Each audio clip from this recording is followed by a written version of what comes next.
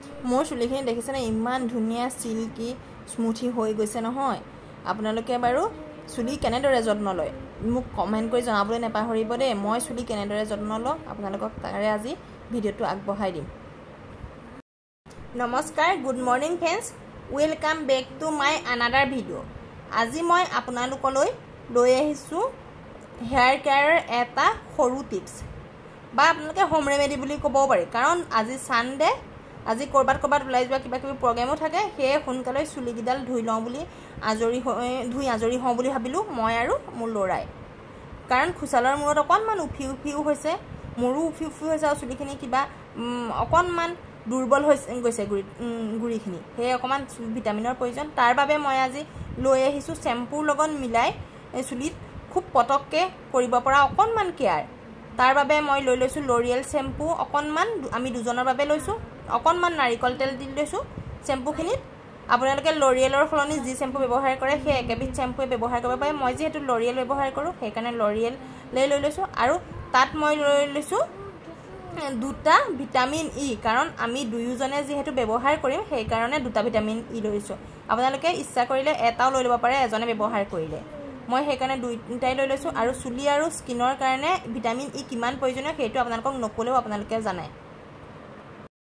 শ্যাম্পুখিনি নাৰিকল তেল দুটুক আৰু ভিটামিন ই দুটা ধুনিয়াকৈ কাটি মই সেইখিনি মিশ্ৰণটো ধুনিয়াকৈ ফেটি ললো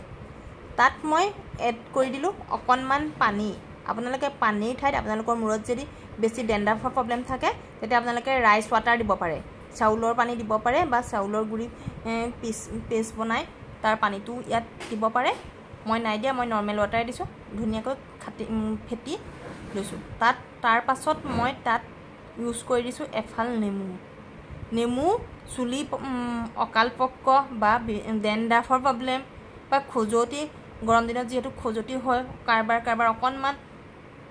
গুটিও হয় সেই সকলোখিনিৰ কাৰণে বা মূৰতো ঘামচি উঠে নেমুটো খুব ভাল আৰু সেই কাৰণে নেমুৰ ৰস অকনমান ইয়াত দি দিছো নেমু ফাল চেপি দিয়াৰ পিছত গুটেই মিশ্ৰণটো আকৌ মই ধুনিয়াকৈ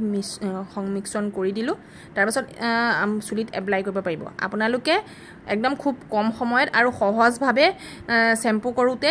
এই বস্তু কেইটা মিক্স কৰি এবাৰ শ্যাম্পু কৰি চাবচোন যদি কৰা নাই আৰু কেনেকুৱা ফল পায় মোক ক'বলৈ কিন্তু নেপাহৰিব এইটো সৰু বাচ্চাকো লগাব পাৰে কাৰণ ইয়াৰ কোনো সাইড এফেক্ট নাই কাৰণ গৰম দিনত বাচ্চাবোৰ স্কুল গৈ থাকে আৰু স্কুলত যাওঁতে খজতিও হ'ব পাৰে ঘামচিও উঠিব পাৰে তেতিয়া এই কেইটা পেক একমান লগাই চাব আৰু ডেন্ড্ৰাফ থাকিলেও একদম নাইকিয়া হৈ যায় মই এনেদৰে খুসালক লগাই দিছো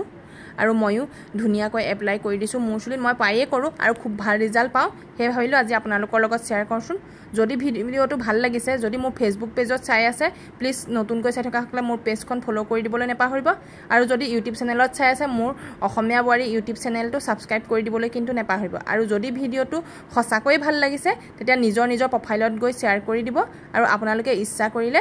তেতিয়া এই কেইটা বস্তুৰে হৈতে চুলিখিনি ধুনিয়াকৈ শ্যাম্পু কৰিব পাৰিব আৰু শ্যাম্পু কৰি নিজে গম পাব কিমান এটা সুফল পায় এনেদৰে গুৰিৰ পৰা খুব ধুনিয়াকৈ লগাই যাব কাৰণ সদায় চুলিৰ গুৰিতহে ভিটামিনটোৰ অভাৱ হয় আমি যিদৰে ভিটামিন খাওঁ তেনেদৰে চুলিকটো ভিটামিনৰ প্ৰয়োজন হয় আনে লগাই দিলে আৰু ভাল হয় কিন্তু মই এটা লগাই দিবলৈ কোনো নাছিলে মই নিজে লগাই লৈছো আৰু এনেদৰে লগাই লৈ প্ৰায় আধা ঘণ্টাৰ পাছত বা 20 মিনিটৰ পিছত চুলিখিনি ধুই দিবচোন চাব নিজে ৰিজাল্ট কি ধুনিয়া হয় এয়া আধা ঘণ্টাৰ পিছত মই চুলিখিনি ধুনিয়াকৈ ধুই দিছো ধুই দিয়াৰ পিছতে আপোনালোকে নিজৰ ৰিজাল্ট গম পাই যাব এয়া চাকচোন মোৰ ৰিজাল্ট কি ধুনিয়া হৈছে আপোনালোকে এনেদৰে এবাৰ কৰি কিন্তু চাব দে কৰিবলৈ নেপাহৰিব